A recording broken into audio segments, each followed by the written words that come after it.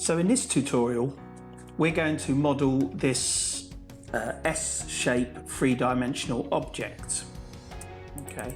Now over the next few weeks we're going to model all of these, but we're going to model them using different techniques from Creo.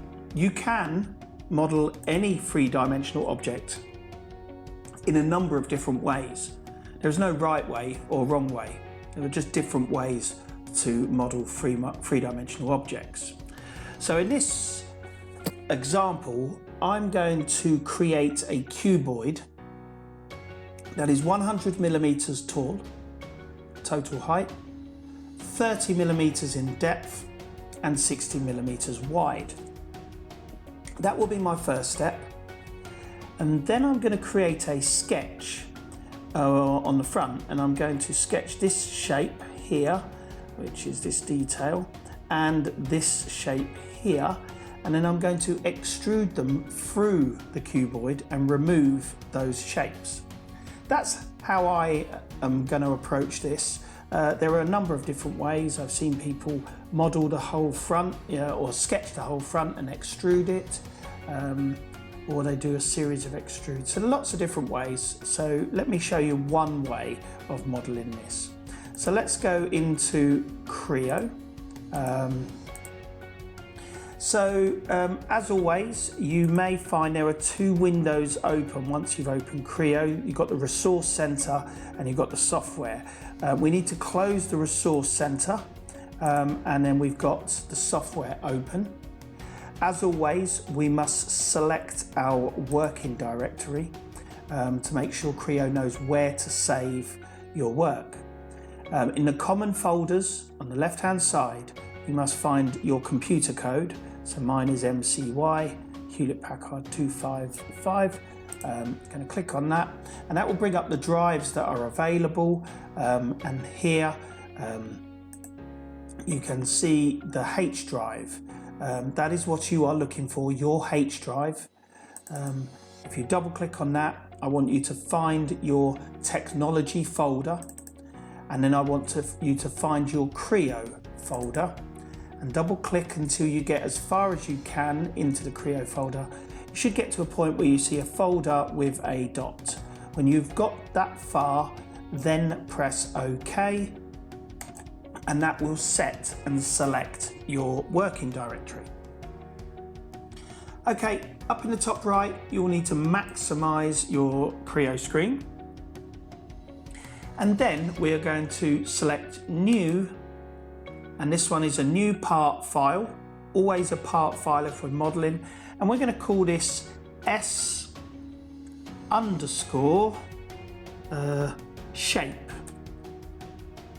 S shape, and we're going to press OK. Remember, you cannot have a gap in a name in Creo. It needs to have an underscore if you have a space. Okay, just a few reminders of how to use the software. The left click of the mouse and you can select. So roll over, each plane will highlight a light green. If you select it, will go a darker green. Hover over, it goes a different color, click it and it will go dark green. And if I go over the front plane, left click and it will select it. You can also select down in the model tree by just left clicking once, and it will select it, and you'll see it in the main environment highlighting which plane has been selected. Okay, so I am going to choose the front plane to start this model. So front plane has been left click to front. Oh, I don't want to change the name. Left click selects the front plane, and then we go up to sketch, and it will turn the environment into a two-dimensional plane where we can draw our sketch. Okay, I'm going to ask you to get the rectangle tool and click on the center and click and drag out a rectangle that is tall.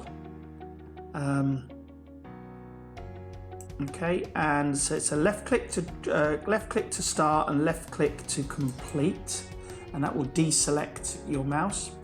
then use the normal tool. So we're going to use the normal tool to apply a dimension. Now the total height of the S shape was 100 millimeters. So I'm double clicking in the dimension and I'm going to press enter, and you will see the shape change.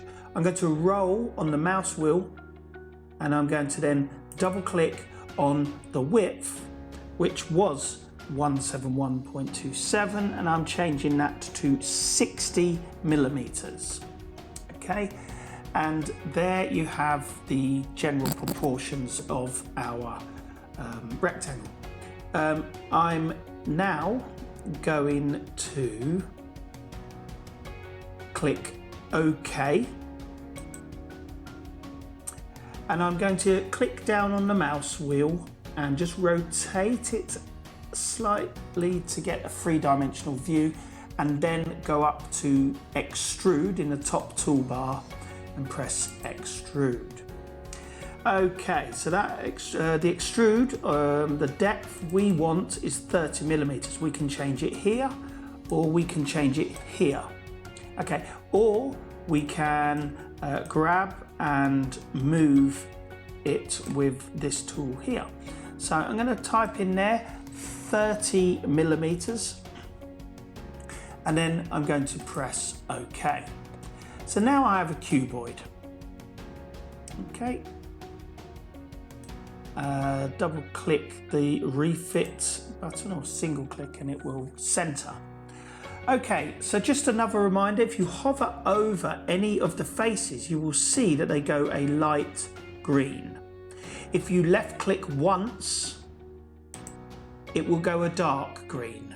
Okay, and that means that you have selected that surface. So I want to select the front surface, and then I'm going to choose sketch, and I'm going to sketch onto this front surface.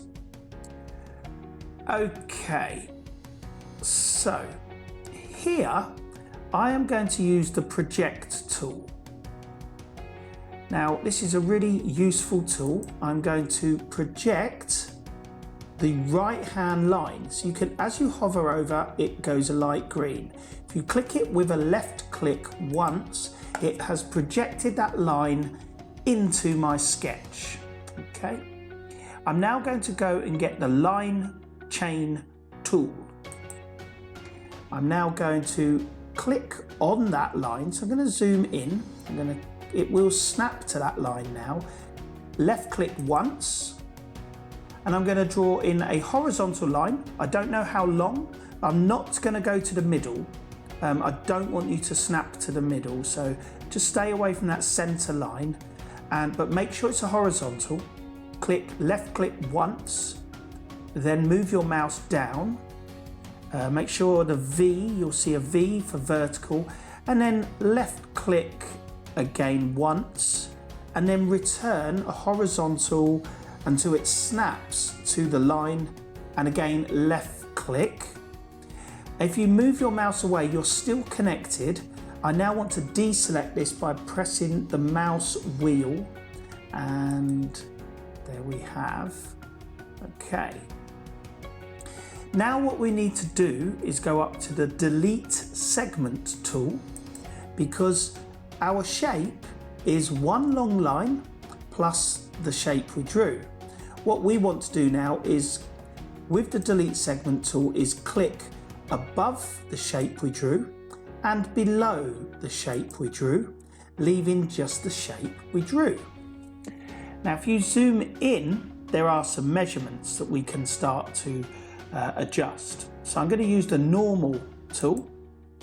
Okay, so this gap we are going to make 20 millimeters. That's going to separate those. Okay, and this gap is going to be 40 millimeters. Okay. Oh, have I done that right? No, I think I put in 4 millimeters. 40 millimeters. There we go. Okay. Now, at the moment I have a measurement from here to here. And I can work it out with that, but I would like to show you. Oh, I still have a line here I need to delete. Right. Okay. I want to have a measurement from here to the top. And I can add one by clicking on normal, left click the line, up to the top, left click the line, and then press the mouse wheel. What that does is give me that measurement and this one will disappear. So now if I put in here 20 millimeters, it should move this whole shape down. Okay, so I want this to be 20 millimeters and it has moved that shape down. Okay, and I'm gonna finish there. I'm gonna just check that there are no other lines. There are definitely no lines here. So just in case, I'm gonna use the delete segment tool, but I don't want to delete any of these lines. And then I'm gonna press OK. Okay, now I'm going to extrude that through the model. Okay, and the depth is 30. Put in 30, and then I'm going to press OK. So I've created that shape. Remember, refit button here, and it centers. Okay, so again, I'm going to draw on that front face. So hover over to it, goes light green, and then click once, left click, it goes dark green, choose sketch. Again, I'm going to use the project tool. The project tool helps me because I'm using the line from the very edge. So I'm going to project that line. Now that line goes from the very top to the very bottom. I do not need all of it, but I need some of it to be exactly on the edge. So it's very helpful, and I will delete what I don't need after. Okay, I'm now going to use the line chain tool. I'm going to click randomly anywhere on that line, left click once, come over, just make sure you don't click on that center line, because you cannot adjust it after. So stay away from there. I'm going to do a random horizontal line. I'm going to zoom in and you will see there is a H on the line which tells me this line is horizontal. I'm going to left click. And then I'm going to go down. There is a V, a green V appears telling me it's vertical. And then I'm going to left click. And then I'm going to come back to where I started on this line, or near where I started. The H has appeared and it will snap onto this line. So I left click once. I'm still attached, so it's important I don't click again or I'm going to create a new line, but I can deselect that by pressing the mouse wheel. Okay, now I have a shape a line that comes all the way down plus the line part I've drawn. So what I need to do is delete segment. Okay, I need to delete by hovering over, click here, and there is one here. You have to be careful, you make sure you get all of them. Okay, and there will be one under here. Another way to do it is to click and you can just draw over, just to make sure you get everything there and everything there. That's a left click, but I don't want to delete any of this. As you can see, dimensions have appeared. So again, I'm going to use the normal tool. I'm going to set this. This distance between here was the same as above. This is going to be 20 millimeters. This distance here from the left to the right is going to be 40 millimeters. And now I've just got to position it correctly. Now at the moment I have a measurement here, and again I'm just going to show you how you can add a measurement. So I can left click on this line, left click on the baseline, and then use the mouse wheel, and it will put a measurement in and remove it from where it was. Because I want to make this the same as what was here, so this was 20 millimeters. Okay. I'm going to click the mouse wheel and rotate, press OK, and then I'm going to press extrude. I want to extrude the shape I've just drawn. Okay, it comes out, which is this tool here, okay, which is a remove material. If I want to push it through, it turns into remove material, and you can see it's not fully through until it gets to 30 millimeters or more. Okay, so I can type in there 30 millimeters, because that's the depth. And it's important that you understand that if it is orange, it means you have not finished the process. You can still edit it. But I'm happy with that, so I'm going to press apply, which is the green tick at the top, and I now have the S shape. Okay, so just a reminder, this was made up of one sketch. The first sketch, I right click, go to edit definition, and I created a rectangle. Okay, and press OK. The rectangle was 60 by 100. Then I extruded that, right click, edit definition, and I extruded that to 30 millimeters. And then I drew a new sketch, edit, which was this sketch here, and corrected or sorted all the dimensions out using the normal tool. And then I extruded that, okay, of a depth of 30 millimeters. And then I drew a new sketch on that front face, deleted what I didn't need, adjusted the sketch with dimensions, and then I extruded that sketch